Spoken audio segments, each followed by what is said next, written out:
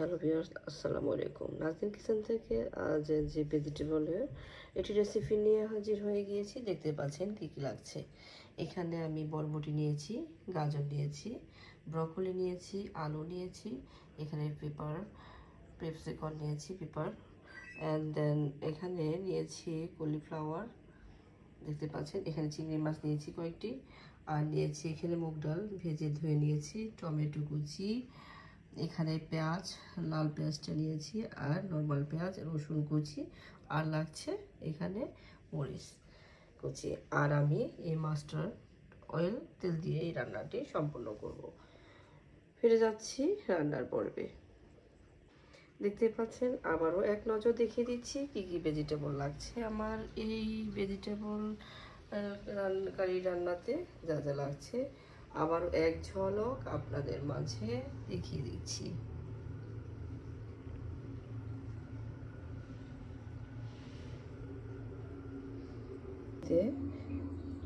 পরিমাণ মতো সরিষার তেল দিয়ে দিচ্ছি। তেলগুলো যখন একটু গরম হয়ে এসেছে তখন আমি রসুন কুচি আর পেঁয়াজ কুচিগুলো দিয়ে নাড়তে আরম্ভ করলাম। পেঁয়াজ রসুনগুলো নরম হয়ে এসেছে, দিয়ে দিচ্ছি চিংড়ি মাছগুলো। চিংড়ি মাছগুলোকে আমি ছোটো সাইজ করে কেটে নিয়েছি।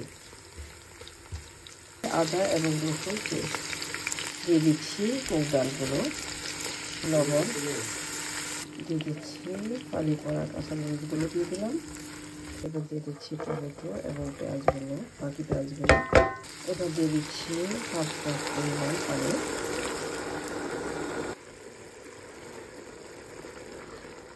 অনেকটাই ডালগুলো সিদ্ধ হয়ে এসেছে, পানি শুকিয়ে দিয়েছে। এখন আমি দিয়ে দিচ্ছি ভেজিটেবলগুলো দিয়ে নেড়ে ছেড়ে দিচ্ছি।